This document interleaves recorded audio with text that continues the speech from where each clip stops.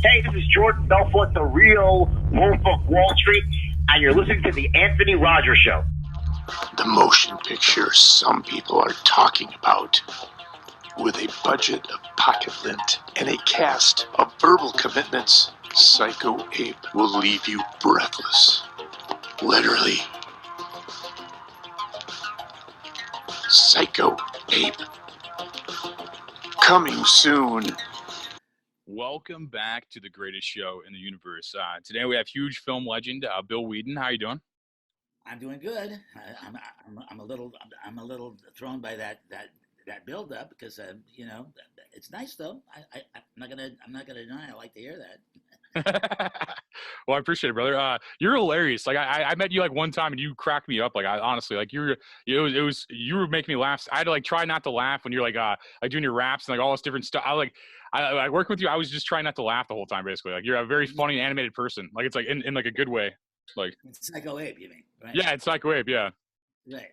Yeah, that's a funny movie. That's a really funny movie. No, it was. You're cracking me up, man. Your face is just so animated, man, and you have like these off the cuff things. It was just good meeting you, man. Like you're funny as hell, dude. Like, yeah, we had a ball making that film.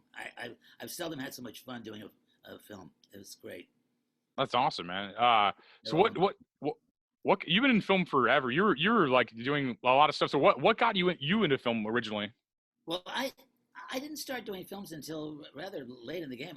I started out as a songwriter and a comedy writer, and I did that for many years. And then I was first a songwriter and a comedy writer, and then became a singer-songwriter performer. You know, like sort of, but in the comedy field, basically, doing comedy songs. And then somewhere along the line, I got the feeling I'd wanted to be an actor. I mean, I always had wanted to be an actor, but then I got the opportunity to audition for this film, which I thought sounded like a trauma film, and it was. It was Sergeant Kabukiman N.Y.P.D, which you may know. You know that film? Yeah. No, that was huge. Yeah, right. So that was my intro into films, and I was doing stage work too, and of course, a lot of nightclub work before that, cabaret and industrial theater and stuff like that. I had a pretty thriving career before I started doing movies, and then, but I really enjoyed the movies, probably the most of any part of my career. So you were doing comedy, like touring and stuff, or are you writing for people, or what were you doing in comedy? Like, I was writing for some people, and I was performing. I wrote for Lily Tomlin. You know Lily Tomlin. Yeah. Carol Channing, Dick Shawn, Stiller and Mira. But then I was performing my own material with a partner, and then two partners, and we all through the '80s we did corporate entertainment for Fortune 500 companies, and toured the country many times for those people.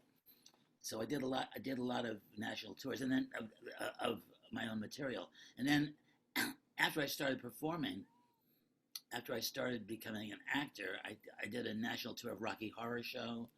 I did a national tour of international, I should say, because we went to Canada, and then I did an international tour of Wizard of Oz. Went to Mexico for that, and all over the country, and I've done a lot of stage work in New York.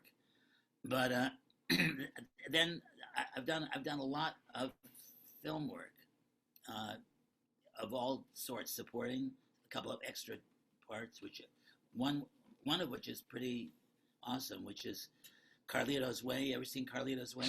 Yeah, it's like a classic film. It's crazy. Yeah, it is, and I have a pretty nice little extra part in that. I don't know whether you remember the movie that well, but Sean Penn gives a garden party. Remember that scene? That's crazy. So you're in that movie too? I didn't know that. I am in Carlito's Way.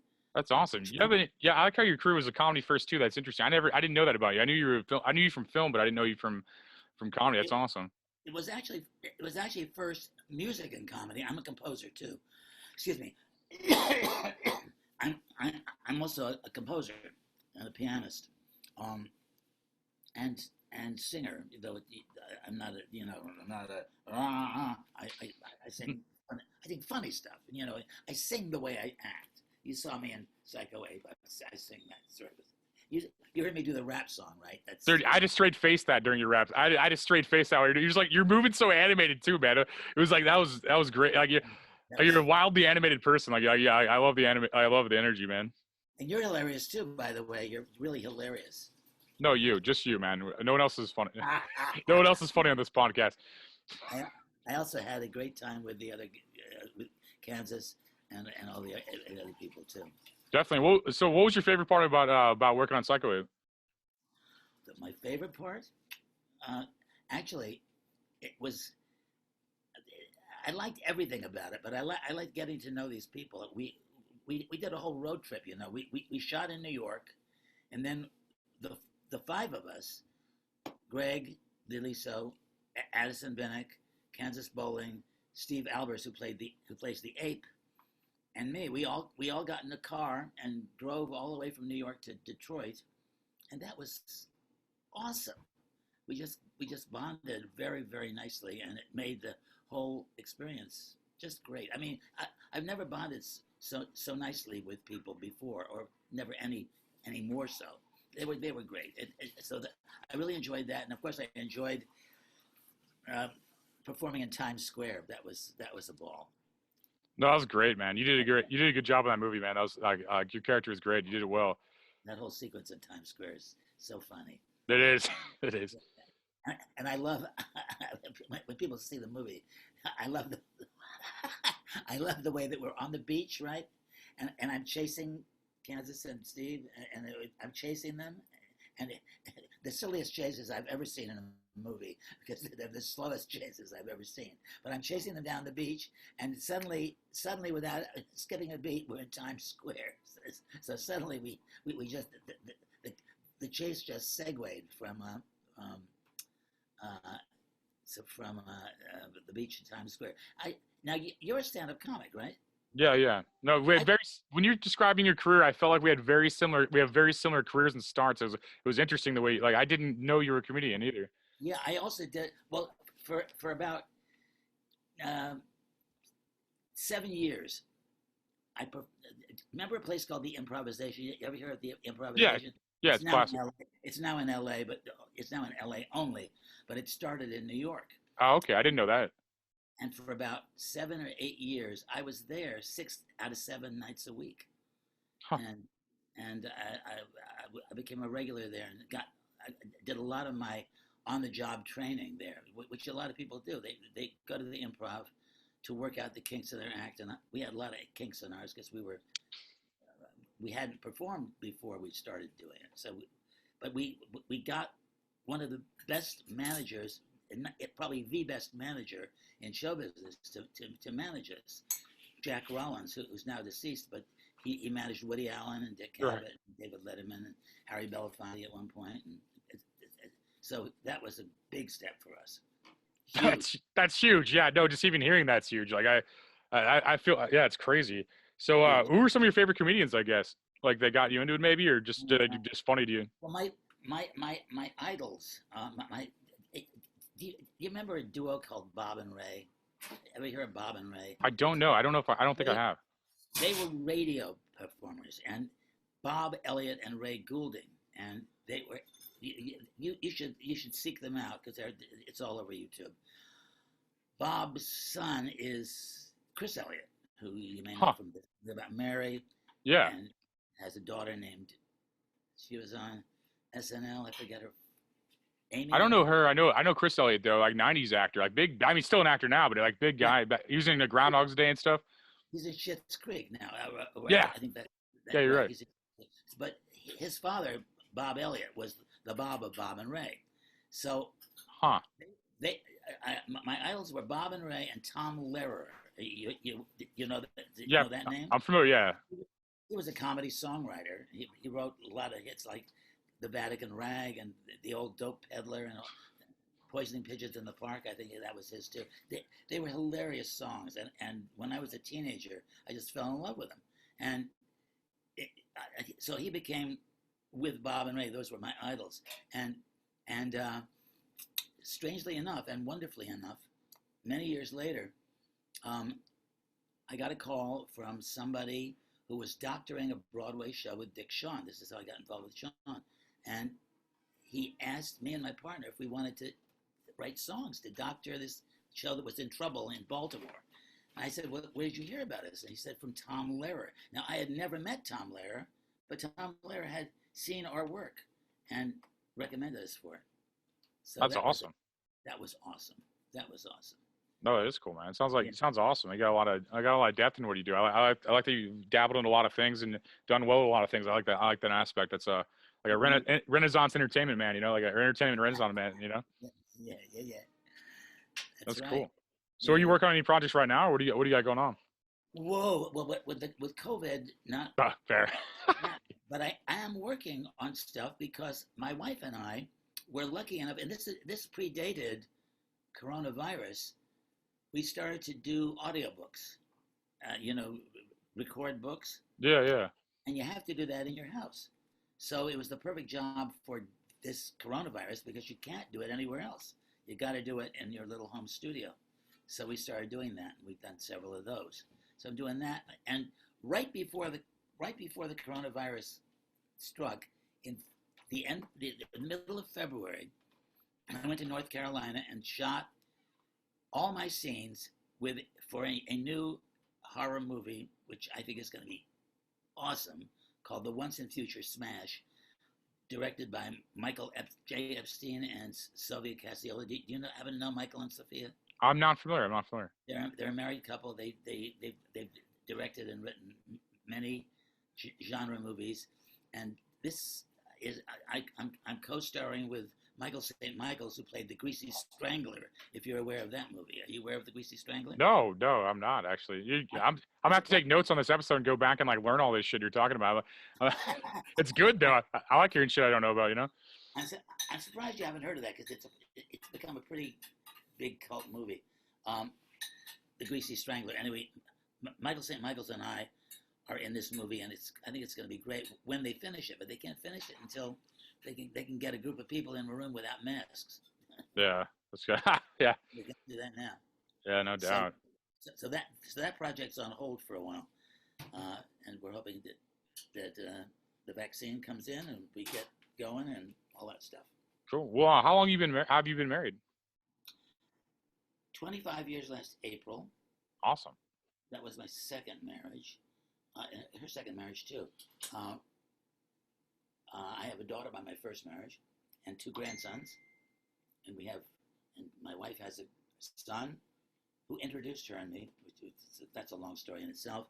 And his wife gave birth last year, so that's awesome. Grandchildren, and it's fun. And so we've been married 25 years. It's been a great marriage. She's right here. Say hi, honey. Hi. Pleasure to meet you. I love you and Psycho Ape. Thank you so much. I appreciate that. That's really kind. You're so funny. Thank you, man. You guys have a great energy. You guys have great energy together. Like you can just tell you guys have been together forever. The energy's great. Yeah, you don't see those real love stories anymore, you know. It's good to see it. It's awesome. Pleasure to meet you. Are you involved? You too. Are you involved with anybody? Do you have a relationship? I'm at the beginning of the adventure. I'm engaged now. I'm still at the beginning, and that's why I love hearing stories. I love hearing the stories of 25 years. I'm a sucker for stuff like that. I like that. I noticed that I should have remembered. You have a girlfriend. She announces herself as such on Facebook. That's funny, man. Yeah, it's crazy, man. I appreciate you doing this episode, man. It's really cool to get you on here and stuff. Psycho Ape is everyone should buy it and give it to his gifts for the Christmas right now, or Hanukkah or Kwanzaa. Just like load up on the DVDs and get them for your whole family. Everybody should buy the DVD, and if you can't get the DVD, it's available on Amazon Prime Video. So one way or another, you cannot escape Psycho Ape. That's awesome. So I guess it's really funny. What? No, it's great, man. Your role is great. Yeah, Bill's hilarious in this movie. Like I literally I go back to like having to be in the room with you while you're rapping to me, and then like when You had me when you added "fuck off" the line too, or something like that. Like, I was like, we're like drawing the thing, and then all of a sudden you go, "Oh, fuck off," and I'm like, I like had a straight face that I remember having to not laugh when you're doing that, like having to just like act like it's perfectly normal what you're doing. Like You did a really good job of that. You never broke a grin. it was hard. It was hard with you. Like it's like literally like you're doing like this most funny stuff. Like I can't even like I have to like act like it's normal. Like act like you're a normal person. Like you're not just like this like your character is so crazy. Now you know Halloween, right? You know the movie Halloween. Oh yeah, yeah. So you know that this was all that speech that I do is just completely verbatim from Halloween, right? Yeah. That was funny too. The rap had me laughing too. The rap was the funniest part to me. You just like straight. I think it was my view because like I was like watching you do it. Like so, like I think that's why it was so funny to me. It was like that was I wrote that rap myself. You know that was from my years as a songwriter. Yeah, after you said that, you filled in a lot of holes that like it made a lot of sense when you're saying you did comedy music and even comedy in general because like you made more sense as a person after I found out you did comedy. I'm like, that makes a lot of sense. Yeah, right. Well, that is how I started. But I've done a lot of serious acting too. I've done Shakespeare, I've done Ibsen, I've done Chekhov. Wow. I've done a lot of that serious shit too. Yeah. That's awesome. So where can people find your any of your work on like just I can't tell you because I've hardly done anything that's online. In fact, so little that you can see me. I was in The Fantastics. You know that musical, The Fantastics? Yeah. It's the longest running show in the history of the American theater. I was in the final cast for a year and a half. I did 600 performances of it in New York. And there's a documentary, which you can see on Amazon Prime, called Try to Remember the Fantastics. And you can see me performing in that. That's basically the only performance. Mr. Student Body President. Oh, yeah. Well, I think you were talking about the music stuff, right? Just in general. Like I was just for people like watching that want to go deeper into your work. You can see a series that I'm in a small role, but a very funny series called Mr. Student Body President, which is on Amazon Prime. I played high school principal, and my wife is in it also. She's the student. She's the student council advisor. What's it called again? Mr. Student Body President. I'm watching that tonight. I'm watching that literally tonight. That's awesome. It's a long series. It's a series. I didn't know it's a series. I thought it was a movie. It's very long. Yeah. There are many episodes. Wait for the closet scene. Yeah. The closet scene is cute. We're discovered making out in the closet. But and then I'm in a rock opera called The Lives of Hamilton Fish, which is very serious but very interesting. That's also on Amazon Prime. That's awesome. The Lives of Hamilton Fish, and a few others that should go. I will go unnamed because I didn't like all of them. I've done a lot of shit too, you know. No, I can tell. That's what's great about these podcasts. Like you just delve into it more. It's a good excuse to like kind of figure out like more art you've done and stuff. Like, I knew you did a lot of work in movies and stuff. I didn't know they like I still don't completely know, but I have a better idea now. That's like awesome, man. Like you think I'll be this way again now, and you'll notice me. Do you still have long hair, or what did you look like then? I didn't have this length, but it was like getting toward shoulder length. I played. If you remember, I don't know how well you remember in the movie, but there's a scene where Sean Penn gives a big garden party with a swimming pool and all sorts of stuff, and this long shot, tracking shot that Brian De Palma loved to do. It starts out on the patio, and everybody's doing coke, and I'm a coke dealer, and I come up and I start boogieing with Sean Penn's mistress. That's hilarious. That's so funny, man. That's so crazy. You'll see me dancing just for a few seconds, but it's very people who don't know that people who didn't know that I was in the movie when they went said to me, "I didn't know you were in Carlito's Way." I was only an extra, so. But you have a distinct look, so people are just like, yeah, you have a really distinct look, so they'll notice you more probably. Well, I'm not talking in it. I'm not talking at all. It's all silent. But but I do have a voice that people remember. You have a look too, though. I mean, not many people look like you, Bill. So it's like they see you in a movie, they're like, that's him. I certainly know that. one great thing about that, by the way, Anthony, is in this COVID thing, people wear masks. I don't recognize some people with their masks on. Nobody mistakes me. That's true, man. That's true. Well, do you want to throw on any like social media or anything before we get on here? Like anything you want people to look up or like connect with you in any way or anything like that? Well, they can do it on Facebook. They can do it on Instagram. Billy Weeds is my handle on Instagram. BILLYWEEDS. Billy Weeds. And you can, I'm on Twitter under Billy Weeds, and Facebook as Bill Weeden. So there you go. Awesome. Well, thanks for doing this, Bill, and pleasure to meet your wife and stuff. Look up Bill was in Psycho Ape. Go ahead and watch the movie on Amazon. Buy the DVD. Buy the DVD as gifts to your friends and family. Anybody, and like everyone will think you don't love them if you don't get them a copy of this Christmas. That's right. Go for it.